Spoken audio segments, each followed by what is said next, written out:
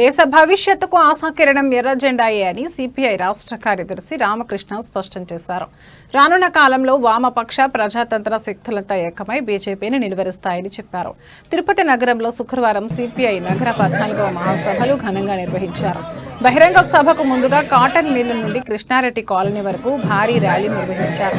మహాసభ ప్రారంభ సూచికగా పార్టీ జెండాను రాష్ట్ర కార్యదర్శి కె రామకృష్ణ ఆవిష్కరించారు. అమరవీరుడు కృష్ణారెడ్డి స్తూపానికి నివాళులర్పించారు. అనంతరం ఏర్పాటు చేసిన బహిరంగ సభకు సిపిఐ నగర కార్యదర్శి విశ్వనాథ్ అధ్యక్షత వహించారు.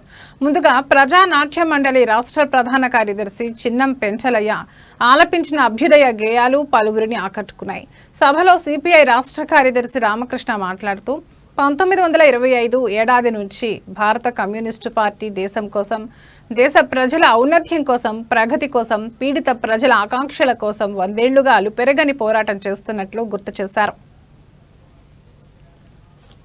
రాష్ట్రవ్యాప్తంగా 26 జిల్లాల మహాసభలు కూడా పూర్తయిన అనంతరం రాష్ట్ర సిపిఐ 28వ మహాసభలు ఒంగోలు నగరంలో ఆగస్టు 23, 24, 25 తేదీల్లో జరుపుకోబోతా ఉన్నారు.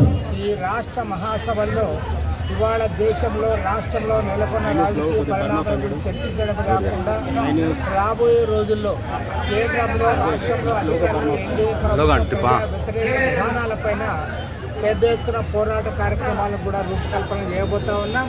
ఇవాళ ప్రభుత్వం అనుసరిస్తున్న విధానాల ఫలితంగా సాధారణ ప్రజలందరూ కూడా ఇవాళ అనేక ఇబ్బందులు కష్టాలు ఎదుర్కొంటూ ఉన్నారు. నరేంద్ర మోడీ ప్రభుత్వం ఒకవైపు కార్పొరేట్ల కొమ్ము కాస్తుంది, వారి ఆస్తులు పెంచే పనిలో ఉన్నారు తప్ప సాధారణ ప్రజలు పట్టించుకోవడం లేదు.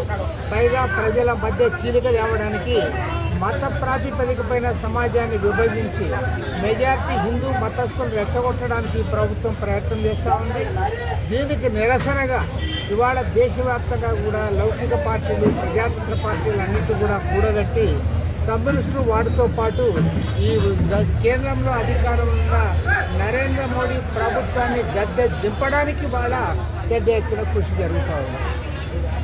మరి దురదృష్టవశాత్తు చంద్రబాబు నాయుడు గారు, బీహార్ ముఖ్యమంత్రి నితీష్ కుమార్ గారు లౌకిక పార్టీలు అయినప్పటికీ కూడా ఇవాళ గుడ్డిగా బీజేపీకి వంటబడతా ఉన్నారు. నరేంద్ర మోడీ ప్రభుత్వానికి అండగా నిలబడతా ఉన్నారు.